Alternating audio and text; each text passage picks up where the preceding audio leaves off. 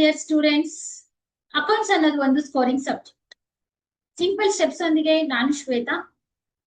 Second PUC ಮಕ್ಕಳಿಗೆ already ನಾವು accounting for partnership firm ಅಲ್ಲಿ ಒಂದು ಕಾನ್ಸೆಪ್ಟ್ ರೆಕಾರ್ಡ್ ಮಾಡಿ ನಿಮ್ಗೋಸ್ಕರ ಅಪ್ಲೋಡ್ ಮಾಡಿದೀನಿ. ಅದು ಇಂಟ್ರೆಸ್ಟ್ ಆನ್ ಡ್ರಾಯಿಂಗ್ಸ್ ಮೇಲೆ. ಇವತ್ತು ಹೊಸ ಕಾನ್ಸೆಪ್ಟ್ ನಿಮ್ಗೋಸ್ಕರ ನಾನು ಹೇಳ್ಕೊಡ್ತಾ ಇದ್ದೀನಿ. ಹಾಗಾದ್ರೆ ಕ್ಲಾಸ್ ಸ್ಟಾರ್ಟ್ ಮಾಡೋಣ. ಅಕೌಂಟಿಂಗ್ ಫಾರ್ ಪಾರ್ಟ್ನರ್ಶಿಪ್ ಅಲ್ಲಿ ನಾನು ಇವತ್ತು ನಿಮ್ಗೆ profit and loss appropriation account ಹೇಗ್ ಪ್ರಿಪೇರ್ ಮಾಡ್ಬೇಕು ಅಂತ ಹೇಳ್ಕೊಡ್ತಾ ಇದ್ದೀನಿ. ಫಸ್ಟ್ ನಾವೇನ್ ಮಾಡ್ಬೇಕು, ಅಪ್ರಾಪ್ರಿಯೇಷನ್ ಅಕೌಂಟ್ ಅಂದ್ರೆ ಏನು ಅಂತ ಹೇಳಿ ತಿಳ್ಕೊಳ್ಳೋಣ. ಅಪ್ರಾಪ್ರಿಯೇಷನ್ ಅಕೌಂಟ್ ಅಂದ್ರೆ ಏನು? It is an extension of profit and loss account. Profit and loss account ಅಂದ್ರೆ ಏನು? ಪ್ರಾಫಿಟ್ ಅಂಡ್ ಲಾಸ್ ಅಕೌಂಟ್ ಅಲ್ಲಿ ನಾವು ಇಂಡೈರೆಕ್ಟ್ ಇನ್ಕಮ್, ಇಂಡೈರೆಕ್ಟ್ ಎಕ್ಸ್ಪೆನ್ಸಸ್ ನಾವೇನ್ ಮಾಡ್ತೀವಿ, ಪ್ರಾಫಿಟ್ ಅಂಡ್ ಲಾಸ್ ಅಕೌಂಟ್ ಅಲ್ಲಿ ನಾವು ಇಲ್ಲಿ ರೆಕಾರ್ಡ್ ಮಾಡ್ತೀವಿ.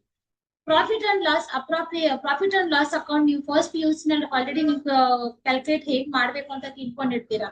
ಸೊ ಅದ್ರ ಎಕ್ಸ್ಟೆನ್ಷನ್ ಏನಾಗಿರುತ್ತೆ, ನಮ್ಗೆ ಅಪ್ರಾಪ್ರಿಯೇಷನ್ ಅಕೌಂಟ್ ಆಗಿರುತ್ತೆ. ಸೊ ಅಪ್ರಾಪ್ರಿಯೇಷನ್ ಅಕೌಂಟ್ ಏನಕ್ಕೋಸ್ಕರ ನಾವು ಪ್ರಿಪೇರ್ ಮಾಡ್ಬೇಕು? ಪ್ರಾಫಿಟ್ ಪಾರ್ಟ್ನರ್ಸ್ ಮಧ್ಯದಲ್ಲಿ ಹೇಗ್ ಡಿಸ್ಟ್ರಿಬ್ಯೂಟ್ ಆಗಿದೆ, profit or appropriated amount partners, profit amount partners ಮಧ್ಯದಲ್ಲಿ ಹೇಗೆ ಡಿಸ್ಟ್ರಿಬ್ಯೂಟ್ ಆಗಿದೆ ಅಂತ ತಿಳ್ಕೋಬೇಕು ಅಂತ ಹೇಳಿದ್ರೆ appropriation account is required. So ನಮ್ಗೆ ಗೊತ್ತಾಗಿದೆ ಅಪ್ರಾಪ್ರಿಯೇಷನ್ ಅಕೌಂಟ್ ಅಂದ್ರೆ ಏನು. It is on extension of profit and loss account which shows how profits are appropriated among the partners is called as profit and loss appropriation account ಅಂತ. ಇದು ನಿಮ್ಗೆ 2 marks important question ಆಗಿರುತ್ತೆ. Final exam ಅಲ್ಲಿ ಕೇಳೋ chances ಇದೆ. ಇದು what is profit and loss appropriation account ಅಂತ ಹೇಳಿ. ಓಕೆ, ಈಗ ನಾವು ಅಪ್ರಾಪ್ರಿಯೇಷನ್ ಅಕೌಂಟ್ ಅಂದ್ರೆ ಏನು ಅಂತ ತಿಳ್ಕೊಂಡ್ವಿ. ಈಗ ಅಪ್ರಾಪ್ರಿಯೇಷನ್ ಅಕೌಂಟ್ ಪ್ರಿಪೇರ್ ಮಾಡಕ್ಕೆ ಫಾರ್ಮೆಟ್ ತಿಳ್ಕೊಳ್ಳೋಣ. ಅಪ್ರಾಪ್ರಿಯೇಷನ್ ಅಕೌಂಟ್ ಪ್ರಿಪೇರ್ ಮಾಡ್ಬೇಕು ಅಂತ ಹೇಳಿದ್ರೆ ಇದೇ ಫಾರ್ಮೆಟ್. ಸೊ ಫಾರ್ಮೆಟ್ ನಲ್ಲಿ ಡೆಬಿಟ್ ಸೈಡ್ ನಲ್ಲಿ ನೋಡಿ, ಫಸ್ಟ್ ನಾವು ಕ್ರೆಡಿಟ್ ಸೈಡ್ ಅನಲೈಸ್ ಮಾಡಿ ಆಮೇಲೆ ಡೆಬಿಟ್ ಸೈಡ್ ಹೇಳ್ತೀನಿ. ಕ್ರೆಡಿಟ್ ಸೈಡ್ ನಲ್ಲಿ ನೋಡಿ, ನಮ್ಗೆ ಎರಡೇ ಟ್ರಾನ್ಸಾಕ್ಷನ್ಸ್ ಬರೋದು ನಮ್ಗೆ ಕ್ರೆಡಿಟ್ ಸೈಡ್ ನಲ್ಲಿ. ಒಂದು ಪ್ರಾಫಿಟ್ ಅಂಡ್ ಲಾಸ್ ಅಕೌಂಟ್ ಆಗಿರುತ್ತೆ, ಇನ್ನ ಒಂದು ಇಂಟ್ರೆಸ್ಟ್ ಆನ್ ಡ್ರಾಯಿಂಗ್ಸ್ ಆಗಿರುತ್ತೆ. ಅಪ್ರಾಪ್ರಿಯೇಷನ್ ಅಕೌಂಟ್ ಅಲ್ಲಿ ಕ್ರೆಡಿಟ್ ಸೈಡ್ ನಲ್ಲಿ ಇದು ಎರಡು ಎಂಟ್ರಿ ಬಿಟ್ರೆ ಇನ್ ಯಾವ ಎಂಟ್ರಿನೂ ತಗೊಳ್ಬಾರ್ದು. ಸೊ ಫಸ್ಟ್ ಒನ್ ಬಂದು ಪ್ರಾಫಿಟ್ ಆಗಿರುತ್ತೆ. Last before making above adjustments ಅಂತ ವರ್ಡ್ ಇರುತ್ತೆ. ಬಿಫೋರ್ ಅನ್ನೋ ವರ್ಡ್ ಹತ್ರ ಇರುತ್ತೆ ನಿಮ್ಗೆ ಕ್ವೆಶನ್ ಅಲ್ಲಿ, ಬಿಫೋರ್ ಅನ್ನೋ ವರ್ಡ್ ಇರುತ್ತೆ. ಆ ಬಿಫೋರ್ ಅನ್ನೋ ವರ್ಡ್ ಹತ್ರ ಏನಿರುತ್ತೆ, ನೆಟ್ ಪ್ರಾಫಿಟ್ ಇರುತ್ತೆ. ಆ ಪ್ರಾಫಿಟ್ ಅಮೌಂಟ್ ನ ನಾವು ಪ್ರಾಫಿಟ್ ಅಂಡ್ ಲಾಸ್ ಅಕೌಂಟ್ ಅಂತ ಹೇಳಿ ತಗೋಬೇಕು. ಫಸ್ಟ್ ಟ್ರಾನ್ಸಾಕ್ಷನ್ ಏನಾಗಿರುತ್ತೆ, ಕ್ರೆಡಿಟ್ ಸೈಡ್ ನಲ್ಲಿ ಪ್ರಾಫಿಟ್ ಅಂಡ್ ಲಾಸ್ ಅಕೌಂಟ್ ಆಗಿರುತ್ತೆ. ಸೆಕೆಂಡ್ ಟ್ರಾನ್ಸಾಕ್ಷನ್ ಬಂದು ಇಂಟ್ರೆಸ್ಟ್ ಆನ್ ಡ್ರಾಯಿಂಗ್ಸ್ ಆಗಿರುತ್ತೆ. ಸೆಕೆಂಡ್ ಟ್ರಾನ್ಸಾಕ್ಷನ್ ಬಂದು ಇಂಟ್ರೆಸ್ಟ್ ಆನ್ ಡ್ರಾಯಿಂಗ್ಸ್ ಆಗಿರುತ್ತೆ. ನೋಡಿ, ನಾವು ಇಲ್ಲಿ ಓದ್ಕೋಬೇಕು. ಇಂಟ್ರೆಸ್ಟ್ ಆನ್ ಡ್ರಾಯಿಂಗ್ಸ್ ಹೇಳ್ತಾ ಇರೋದು ಡ್ರಾಯಿಂಗ್ಸ್ ಎಲ್ಲ, ಕನ್ಫ್ಯೂಸ್ಡ್ ಆಗ್ಬೇಡಿ. ಇದು ಏನಿರುತ್ತೆ ಅಷ್ಟೇ ಎಂಟ್ರೀಸ್ ನ ನೀವು ತಗೊಳ್ಬೇಕಾಗತ್ತೆ. ಕ್ರೆಡಿಟ್ ಸೈಡ್ ನಲ್ಲಿ ಎರಡೇ ಎಂಟ್ರಿ, ಒಂದು ಪ್ರಾಫಿಟ್ ಅಂಡ್ ಲಾಸ್ ಅಕೌಂಟ್, ಇನ್ನ ಒಂದು ಇಂಟ್ರೆಸ್ಟ್ ಆನ್ ಡ್ರಾಯಿಂಗ್ಸ್.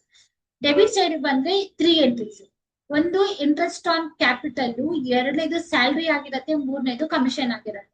ಇದೇ ಆರ್ಡರ್ ಅಲ್ಲೇ ತಗೊಳ್ಬೇಕು. ಆರ್ಡರ್ ನ ಸ್ಕಿಪ್ ಮಾಡಬಾರ್ದು, ಹಿಂದೆ ಮುಂದೆ ಶಫಲ್ ಮಾಡಬಾರ್ದು. ನಾನು ಯಾವ ಆರ್ಡರ್ ಕೊಟ್ಟಿದ್ದೀನಿ ಅದೇ ಆರ್ಡರ್ ಅಲ್ಲಿ ಏನ್ ಮಾಡ್ಬೇಕು, ಅಪ್ರಾಪ್ರಿಯೇಷನ್ ಅಕೌಂಟ್ ನ ಪ್ರಿಪೇರ್ ಮಾಡ್ಬೇಕು. ಡೆಬಿಟ್ ಸೈಡ್ ನಲ್ಲಿ ಫಸ್ಟ್ ಏನ್ ತಗೋತೀರಾ, ಇಂಟ್ರೆಸ್ಟ್ ಆನ್ ಕ್ಯಾಪಿಟಲ್ ತಗೋಬೇಕು. ಸೆಕೆಂಡ್ ಏನ್ ತಗೋಬೇಕು, ಸ್ಯಾಲ್ರಿ ತಗೋಬೇಕು. ಥರ್ಡ್ ಏನ್ ತಗೋಬೇಕು, ಕಮಿಷನ್ ತಗೋಬೇಕು. ಈ ಕಡೆಯಿಂದ 3 ಎಂಟ್ರೀಸ್, ಈ ಕಡೆಯಿಂದ 2 ಎಂಟ್ರೀಸ್, ಟೋಟಲ್ 5 ಎಂಟ್ರೀಸ್ ಮಾತ್ರನೇ ನೀವು ರೆಕಾರ್ಡ್ ಮಾಡೋದು ಅಪ್ರಾಪ್ರಿಯೇಷನ್ ಅಕೌಂಟ್ ಅಲ್ಲಿ.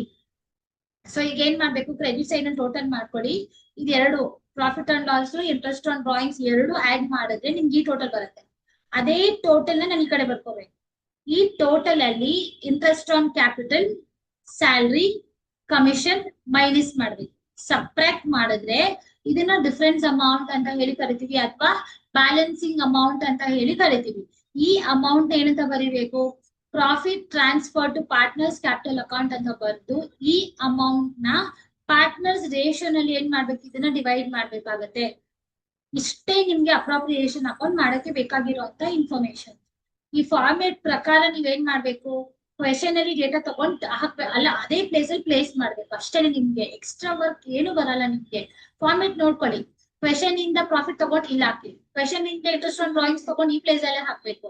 ಇಂಟ್ರೆಸ್ಟ್ ಆನ್ ಕ್ಯಾಪಿಟಲ್ ಕ್ಯಾಲ್ಕುಲೇಟ್ ಮಾಡಿ ಇಲ್ಲೇ ತಗೊಳ್ಬೇಕು. ಸ್ಯಾಲರಿ, ಕಮಿಷನ್, ಈ ಆರ್ಡರ್ ವೈಸ್ ನಲ್ಲಿ ಜಸ್ಟ್ ಇನ್ಫಾರ್ಮೇಶನ್ಸ್ ಕ್ವೆಶನ್ ಇಂದ ಕಲೆಕ್ಟ್ ಮಾಡ್ಕೊಂಡು ನೀವು ಇಲ್ಲಿ ಪ್ಲೇಸ್ ಮಾಡ್ಬೇಕಾಗತ್ತೆ. ಇದಿಷ್ಟು ಮಾಡಿದ್ರೆ ಇದು ಸಹ ಕಂಪಲ್ಸರಿ ಕ್ವೆಶನ್ ಆಗಿರುತ್ತೆ ಎಕ್ಸಾಮ್ ಅಲ್ಲಿ. ನಿಮಗೆ 6 marks ಗೆ ಫೈನಲ್ ಎಕ್ಸಾಮ್ ಅಲ್ಲಿ 6 marks ಕ್ವೆಶನ್ ಇದೆ. ಸೊ ಫಾರ್ಮೆಟ್ ಅರ್ಥ ಆಗಿದೆ ಅಂತ ಅನ್ಕೊಂತೀನಿ. ಈಗ ಒಂದು ಅಪ್ರಾಪ್ರಿಯೇಷನ್ ಅಕೌಂಟ್ ಮೇಲೆ ಒಂದು ಪ್ರಾಬ್ಲಮ್ ಈಗ ಸಾಲ್ವ್ ಮಾಡೋಣ. ನೋಡಿ ಒಂದ್ ಕ್ವೆಶನ್ ನಿಮ್ಗೋಸ್ಕರ ನಾನು ರೆಡಿ ಮಾಡಿದೀನಿ. ಫಾರ್ಮೆಟ್ ನನಗೆ ಏನ್ ಎಕ್ಸ್ಪ್ಲೇನ್ ಮಾಡಿದೆ ಅದೇ ಫಾರ್ಮೆಟ್ ನ ಕಾಪಿ ಪೇಸ್ಟ್ ಮಾಡಿದೀನಿ ನೋಡಿ. ನಾನು ಏನು ಚೇಂಜ್ ಮಾಡಿಲ್ಲ. ಹೆಸರು ಕ್ವೆಶನ್ ಅಲ್ಲಿ ಏನಿದೆ ಆ ಹೆಸರನ್ನ ಹಾಕಿದೀನಿ, ಅದೇ ಫಾರ್ಮೆಟ್ ನೋಡಿ. 5 ಟ್ರಾನ್ಸಾಕ್ಷನ್ಸ್ ಇದೆ, 1 2 3 4 5. ಆ 5 ಟ್ರಾನ್ಸಾಕ್ಷನ್ಸ್ ಯಾವ ಪ್ಲೇಸ್ ಅಲ್ಲಿ ಇತ್ತು ಆ ಪ್ಲೇಸ್ ಎಲ್ಲ ಇದೆ, ಹಾಗಾಗಿ ನಾನು ಅದನ್ನ ತಗೊಂಡಿದ್ದೀನಿ. First profit and loss account ಹೇಳಿದೆ ನಾನು ತಗೊಂಡಿದ್ದೀನಿ. Interest on drawings credit side ನಲ್ಲಿ 2 ಎಂಟ್ರೀಸ್ ಬರೋದು. ಯಾವ ಕ್ವೆಶನ್ ಅಲ್ಲಿ ಎಕ್ಸ್ಟ್ರಾ ಇರುತ್ತೆ, ಬಟ್ ನೀವು ತಗೊಳ್ಬಾರ್ದು.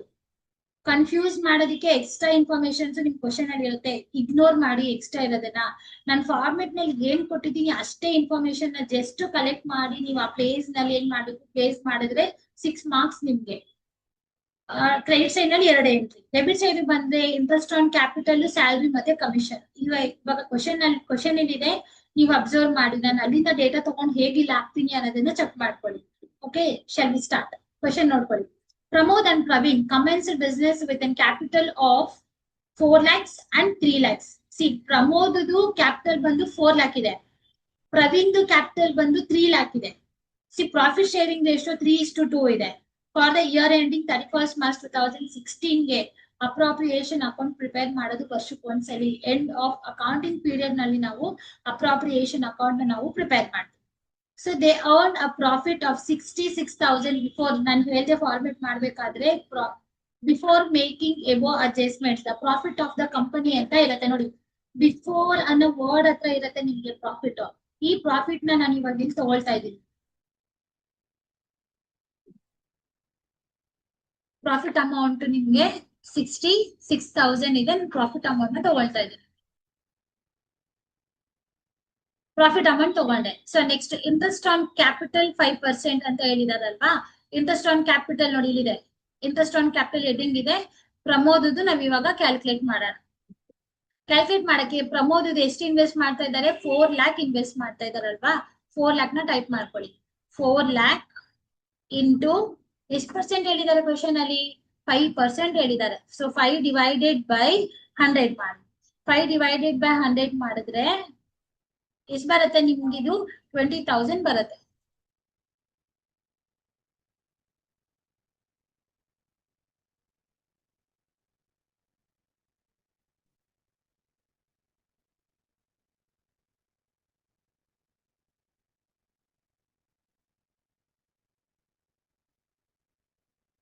ಪ್ರಮೋದ್ 20,000 ನಾವ್ ಇಲ್ಲಿ ಹಾಕೊಂಡ್ ಬಿಡೋಣ. ಕ್ಯಾಲ್ಕುಲೇಟ್ ಮಾಡಿದ್ರೆ 20,000 ಬರುತ್ತೆ. 20,000 ಅಮೌಂಟ್ ನಾವು ಔಟರ್ ಕಾಲಮ್ ಇನ್ನರ್ ಕಾಲಮ್ ಅಲ್ಲೂ ನೀವು ಹಾಕೊಬಹುದು. ಬಟ್ ನನ್ಗೆ ಜಾಗ ಕಮ್ಮಿ ಇರೋದ್ರಿಂದ ನಾನು ಅದನ್ನ ಡೈರೆಕ್ಟ್ ಆಗಿ ನಾನು ಈಚೆನೆ ತಗೊಳ್ತಾ ಇದ್ದೀನಿ. ಇವಾಗ ಪ್ರವೀಣ್ ನೋಡಿ, ಪ್ರವೀಣ್ ಇನ್ವೆಸ್ಟ್ಮೆಂಟ್ ಎಷ್ಟಿದೆ, 3 lakhs ಇದೆ. 3 lakhs into 5%, 5 divided by 100 calculate ಮಾಡಿದ್ರೆ ನಿಮ್ಗೆ 15,000 ಬರುತ್ತೆ. ಇದು ನೀವು ಒಳಗಡೆ ಹಾಕೊಂಡು ಈಚೆ ಕಡೆ ಹಾಕಿದ್ರು ಓಕೆನೆ. ನನ್ಗೆ ಜಾಗ ಕಮ್ಮಿ ಆಗ್ತಾ ಇದೆ ಅಂತ ನಾನು ಡೈರೆಕ್ಟ್ ಆಗಿ ಕ್ಯಾಲ್ಕುಲೇಟ್ ಮಾಡಿದ ಅಮೌಂಟ್ ನ ಹೊರಗಡೆನೆ ಡೈರೆಕ್ಟ್ ಆಗಿ ಹಾಕೊಳ್ತಾ ಇದ್ದೀನಿ. ಸೊ ಇಂಟ್ರೆಸ್ಟ್ ಆನ್ ಕ್ಯಾಪಿಟಲ್ ಹೇಗೆ ಕ್ಯಾಲ್ಕುಲೇಟ್ ಮಾಡಿದೆ, partners investment, Pramod investment 4 lakh, Praveen investment 3 lakh ಇದೆ. ಆ 4 lakh ಮೇಲೆ ಕ್ವಶನ್ ಅಲ್ಲಿ ಕೊಟ್ಟಿರೋ ಇಂಟ್ರೆಸ್ಟ್ ಆನ್ ಕ್ಯಾಪಿಟಲ್ 5% ಕ್ಯಾಲ್ಕುಲೇಟ್ ಮಾಡಿದ್ರೆ 20,000 ಬರುತ್ತೆ. 3 lakh ಮೇಲೆ 5% ಕ್ಯಾಲ್ಕುಲೇಟ್ ಮಾಡಿದ್ರೆ 15,000 ಬರುತ್ತೆ. ಈ ರೀತಿ ನೀವೇನ್ ಮಾಡ್ಬೇಕು, ಇಂಟ್ರೆಸ್ಟ್ ಆನ್ ಕ್ಯಾಪಿಟಲ್ ನ ಕ್ಯಾಲ್ಕುಲೇಟ್ ಮಾಡ್ಬೇಕು. ನೆಕ್ಸ್ಟ್ ನೋಡಿ, ನೆಕ್ಸ್ಟ್ ಬಂದು ನಮ್ಗೆ ಸ್ಯಾಲ್ರಿ ಇದೆ ಫಾರ್ಮೆಟ್ ಪ್ರಕಾರ ಅಲ್ವಾ. ನೋಡಿ, ಇಯರ್ಲಿ ಸ್ಯಾಲ್ರಿ ಆಫ್ ಪ್ರಮೋದ್ 6,000 ಇದೆ. ಪ್ರಮೋದ್ ಸ್ಯಾಲ್ರಿ ಅಂತ ತಗೊಳ್ಬೇಕು. ಸ್ಯಾಲ್ರಿ ಆಫ್ ಪ್ರಮೋದ್ ಬಂದು 6,000 ಇದೆ. 6,000 ಹಾಕೊಳ್ಳೋಣ. ಇದು ಆನಮ್ಗೆ ಇರೋದು. ಇನ್ ಕೇಸ್ ಮಂತ್ ಇದ್ರೆ ಮಲ್ಟಿಪ್ಲೈಡ್ ಬೈ 12 ಮಾಡ್ಕೋಬೇಕಾಗತ್ತೆ. ಆನಮ್ ಇರೋದ್ರಿಂದ ನಾನು ಡೈರೆಕ್ಟ್ ಆಗಿ ಹಾಕ್ತಾ ಇದ್ದೀನಿ ಇದನ್ನ. ಪ್ರಮೋದ್ ಸ್ಯಾಲ್ರಿ ಆಯ್ತು. Commission of Praveen, commission of Praveen is 4,000 ಕೊಟ್ಟಿದ್ದಾರೆ. ಸೊ ಕಮಿಷನ್ ಹಾಕೊಳ್ತಾ ಇದ್ದೀನಿ ನಾನೀಗ 4,000 rupees. ಕಮಿಷನ್ ಬಂದು 4,000. ನೋಡಿ, ನನ್ನ ಫಾರ್ಮೆಟ್ ಅಲ್ಲಿ ಏನಿದೆ ಆ ಫಾರ್ಮೆಟ್ ನ ಕಾಪಿ ಮಾಡಿದೀನಿ. ಜಸ್ಟ್ ಇನ್ಫಾರ್ಮೇಶನ್ ತಗೊಂಡು ಆ ಫಾರ್ಮೆಟ್ ನಲ್ಲಿ ಹಾಕ್ತಾ ಇದ್ದೀನಿ. ನೆಕ್ಸ್ಟ್ ನಾನು ಏನು ಮಾಡ್ತಾ ಇಲ್ಲ. ಸೊ ನೆಕ್ಸ್ಟ್ ನಮ್ಗೆ ಇಂಟ್ರೆಸ್ಟ್ ಆನ್ ಡ್ರಾಯಿಂಗ್ಸ್ ಇದೆ ನೋಡಿ, ಇಲ್ಲಿದೆ second adjustment. Interest on drawings promote 2,000 ಇದೆ, ಪ್ರವೀಣ್ 1,500 ಇದೆ. ನಾನು ಇಲ್ಲಿ ತೋರಿಸ್ತಾ ಇದ್ದೀನಿ ನೋಡಿ. ಈ ತರ ನಾವು ಒಳಗಡೆ ಹಾಕೊಂಡು ಸಹ ನಾವ್ ಏನ್ ಮಾಡ್ಬೋದು, ಈಚೆ ಕಡೆ ಪ್ಲೇಸ್ ಮಾಡ್ಕೋಬಹುದು. ಸೊ 2,000 ಇದೆ ಇಲ್ಲಿ. ಪ್ರವೀಣ್ ಬಂದು 1,500 rupees ಇದೆ. 1500. ಈಗ ಇದೆರಡು ಆಡ್ ಮಾಡಿದ್ರೆ 3000, ಇದೆರಡು ಆಡ್ ಮಾಡಿದ್ರೆ 3500 ಬರುತ್ತೆ. 3500 ನಾವು ಈಚೆ ಕಡೆ ಹಾಕೊಳ್ಬಹುದು. ಈ ತರ ಆದ್ರೂ ಇನ್ನರ್ ಕಾಲಮ್ ಅಲ್ಲಿ ಹಾಕೊಂಡು ಹೊರಗಡೆ ಅಮೌಂಟ್ ಹಾಕೋಬಹುದು. ಇಲ್ಲ ಅಂತ ಅಂದ್ರೆ ಡೈರೆಕ್ಟ್ ಆಗಿ ಸಹ ನೀವು ಹೊರಗಡೆ ಅಮೌಂಟ್ ನ ಹಾಕೋಬಹುದು. ನೋಡಿ ನಾನು ಡೈರೆಕ್ಟ್ ಆಗಿ ಇಲ್ಲಿ ಹಾಕಿದೀನಿ, ನಂಗೆ ಜಾಗ ಕಮ್ಮಿ ಆಯ್ತು ಅಂತ ಹೇಳ್ಬಿಟ್ಟು ಈ ಅಮೌಂಟ್ ಈಚೆ ಕಡೆ ಹಾಕಿದೀನಿ.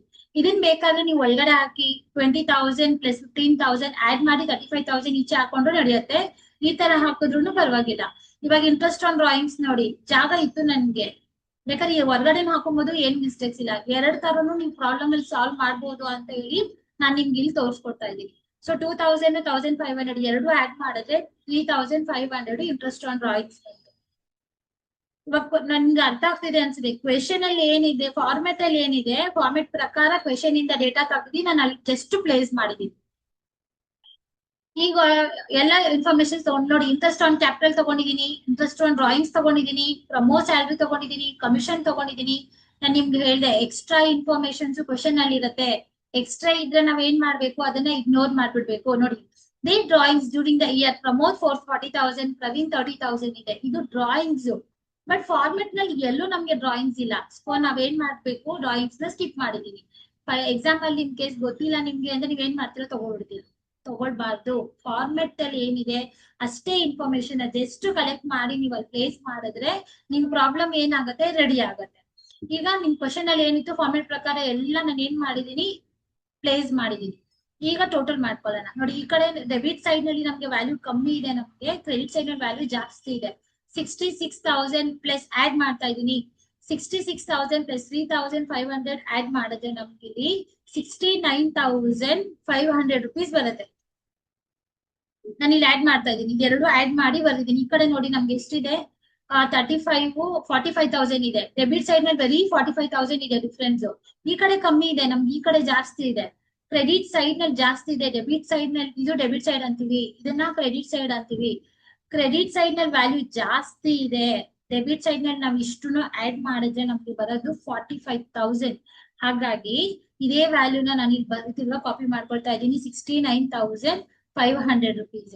ಈ 69,500 ನಲ್ಲಿ ನಾವು 45,000 ಮೈನಸ್ ಮಾಡಿದ್ರೆ ನನ್ಗೆ ಡಿಫರೆನ್ಸ್ ಅಮೌಂಟ್ ನನ್ಗೆ 24,500 ರುಪೀಸ್ ಬರುತ್ತೆ. 24,500 ರುಪೀಸ್ ಬರುತ್ತೆ ನಮ್ಗೆ. ಇದು ಬ್ಯಾಲೆನ್ಸಿಂಗ್ ಅಮೌಂಟ್ ಆಗಿರುತ್ತೆ ನಿಮ್ಗಿದು.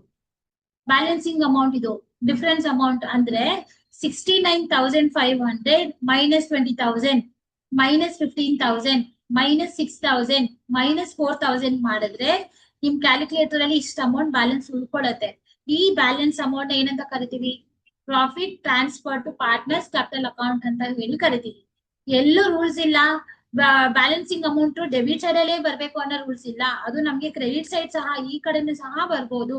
ಈ ಕಡೆ ಬಂದ್ರೆ ಏನಂತ ಬರೀತೀರಾ, loss transfer to partners capital account ಅಂತ ಹೇಳಿ ಬರಿಬೇಕು. ಈ ಪ್ರಾಫಿಟ್ ಅನ್ನೋ ವರ್ಡ್ ಒಂದು ರಿಪ್ಲೇಸ್ ಆಗುತ್ತೆ ಲಾಸ್ ಅಂತ ಹೇಳಿ. ಈ 24,500 ಏನ್ ಮಾಡ್ಬೇಕು, ಕ್ವಶನ್ ಅಲ್ಲಿ ಕೊಟ್ಟಿದ್ದಾರೆ 3:2 ರೇಷಿಯೋ. ನೋಡಿ, agree to share profits and losses in the ratio of 3:2 ratio ನಲ್ಲಿ 24,500 ನ ಇಬ್ಬರು ಪಾರ್ಟ್ನರ್ಗೂ ನಾವ್ ಇವಾಗ ಏನ್ ಮಾಡ್ಬೇಕು, ಡಿಸ್ಟ್ರಿಬ್ಯೂಟ್ ಮಾಡ್ಬೇಕು. ಈಗ ಮಾಡೋಣ. 24,500 ಇಂಟು 3 ಡಿವೈಡೆಡ್ ಬೈ 5. 5 ಎಲ್ಲಿಂದ ಬಂತು, ಇಲ್ಲಿ 3:2 ಅಂತ ರೇಷಿಯೋ ಇದೆ ನೋಡಿ. 3 ಪ್ಲಸ್ 2 ಆಡ್ ಮಾಡಿದ್ರೆ 5 ಬರುತ್ತೆ. ಅದನ್ನ ಕ್ಯಾಲ್ಕುಲೇಟ್ ಮಾಡಿದ್ರೆ ನಿಮ್ಗೆ ಡಿಫರೆನ್ಸ್ ಅಮೌಂಟ್ ಬಂದು 14,700 ರುಪೀಸ್ ಬರುತ್ತೆ ನಿಮ್ಗೆ. ಅದೇ ತರ ಪ್ರವೀಣ್ಗೂ ಸಹ ನಾವಿಲ್ಲಿ ಕ್ಯಾಲ್ಕುಲೇಟ್ ಮಾಡ್ಬೇಕಾಗತ್ತೆ. 24,500 ಇಂಟು 2 ಡಿವೈಡೆಡ್ ಬೈ 5 ಮಾಡ್ಕೊಂಡ್ರೆ ನಮ್ಗೆ ಇಲ್ಲಿ 9,800 ರುಪೀಸ್ ಬರುತ್ತೆ. ನೀವು ಇದೆರಡನ್ನು ಆಡ್ ಮಾಡಿ, ಎರಡೂನು ಆಡ್ ಮಾಡಿದ್ರೆ 14,700 ಪ್ಲಸ್ 9,800 ಮಾಡಿದ್ರೆ ನಿಮ್ಗೆ ಇಲ್ಲಿ 14,500 ಏನಾಗುತ್ತೆ, ಡಿಫರೆನ್ಸ್ ಅಮೌಂಟ್ ಬರುತ್ತೆ ನಿಮ್ಗೆ. ಸೊ ಈ ರೀತಿ ನೀವ್ ಏನ್ ಮಾಡ್ಬೇಕು, ಅಪ್ರಾಪ್ರಿಯೇಷನ್ ಅಕೌಂಟ್ ನ ನೀವು ಇಲ್ಲಿ ಕ್ಯಾಲ್ಕುಲೇಟ್ ಮಾಡ್ಬೇಕಾಗತ್ತೆ. ಫೈನಲ್ ಆಗಿ ಒಂದೇ ಒಂದ್ಸಲಿ ನಿಮ್ಗೆ ಏನೇ ನೀವು ಒಂದ್ ರೌಂಡ್ ರಿವೈಸ್ ಮಾಡ್ಬಿಡ್ತೀವಿ. ಅಪ್ರಾಪ್ರಿಯೇಷನ್ ಅಕೌಂಟ್ ಮಾಡಕ್ಕೆ ಫಸ್ಟ್ ಕಂಡೀಷನ್ ಬಂದು ಫಾರ್ಮೇಟ್ ನೋಡ್ಕೊಳ್ಳಿ. ಫಸ್ಟ್ ಕಂಡೀಷನ್ ಬಂದು ಫಾರ್ಮೇಟ್ ನೋಡ್ಕೊಳ್ಳಿ. ಸೆಕೆಂಡ್ ಕಂಡೀಷನ್ ಬಂದು ಫಾರ್ಮೇಟ್ ಯಾವ ಆರ್ಡರ್ ಇದೆ ಅದೇ ಆರ್ಡರ್ ನಲ್ಲಿ ನೀವ್ ಏನ್ ಮಾಡ್ಬೇಕು, ಇನ್ಫಾರ್ಮೇಶನ್ ಕ್ವಶನ್ ಇಂದ ಇನ್ಫಾರ್ಮೇಶನ್ ತಗೊಂಡು ನೀವು ಅಲ್ಲಿ ಪ್ಲೇಸ್ ಮಾಡ್ತೀರಾ. ಅದು ಸೆಕೆಂಡ್ ಇನ್ಫಾರ್ಮೇಶನ್ಸ್ ಆಗಿರುತ್ತೆ. ಥರ್ಡ್ ಇನ್ಫಾರ್ಮೇಶನ್ಸ್ ಫಾರ್ಮೆಟ್ ನಲ್ಲಿ ನಾನು ಏನೇನ್ ಟ್ರಾನ್ಸಾಕ್ಷನ್ಸ್ ಕೊಟ್ಟಿದ್ದೀನಿ ಅಷ್ಟೇ ಟ್ರಾನ್ಸಾಕ್ಷನ್ಸ್ ಅಪ್ರಾಪ್ರಿಯೇಷನ್ ಅಕೌಂಟ್ ಅಲ್ಲಿ ನೀವು ರೆಕಾರ್ಡ್ ಮಾಡಬೇಕು. ಎಕ್ಸ್ಟ್ರಾ ಏನೇ ಇದ್ರು ಇಗ್ನೋರ್. ಇಷ್ಟು ಇನ್ಫಾರ್ಮೇಶನ್ಸ್ ನಿಮ್ಗೆ ಗೊತ್ತಿದ್ರೆ ಅಪ್ರಾಪ್ರಿಯೇಷನ್ ಅಕೌಂಟ್ ಮೇಲೆ 6 ಮಾರ್ಕ್ಸ್ ನಿಮ್ ಪಾಕೆಟ್ ನಲ್ಲಿ ಇರುತ್ತೆ. ಈ ಅಪ್ರಾಪ್ರಿಯೇಷನ್ ಅಕೌಂಟ್ ರಿಲೇಟೆಡ್ ನಿಮ್ಗೆ ಏನೇ ಡೌಟ್ಸ್ ಇದ್ರು ಕಮೆಂಟ್ ಬಾಕ್ಸ್ ನಲ್ಲಿ ಹಾಕಿ. ಇದನ್ನ ಪ್ರಾಕ್ಟೀಸ್ ಮಾಡೋದಕ್ಕೋಸ್ಕರ ನೀವ್ ಏನ್ ಮಾಡ್ಬೇಕು, ನನ್ನ ಡಿಸ್ಕ್ರಿಪ್ಷನ್ ಅಲ್ಲಿ ಕ್ವೆಶನ್ಸ್ ಹಾಕಿರ್ತೀನಿ. ಆ ಕ್ವೆಶನ್ಸ್ ನ ನೀವು ಸಾಲ್ವ್ ಮಾಡಿ ನನ್ಗೆ ಅಲ್ಲಿ ಆನ್ಸರ್ಸ್ ಹಾಕದೆ ವ್ಯಾಲ್ಯೂಯೇಟ್ ಮಾಡಿ ನಿಮ್ ಡೌಟ್ಸ್ ನಾನು ಅಲ್ಲಿ ಕ್ಲಿಯರ್ ಮಾಡ್ತೀನಿ. ಈ ವಿಡಿಯೋ ನಿಮ್ಗೆಲ್ಲ ಅರ್ಥ ಆಗಿದೆ ಅಂತ ಅನ್ಕೊಂಡು ಥ್ಯಾಂಕ್ ಯು ಸೋ ಮಚ್.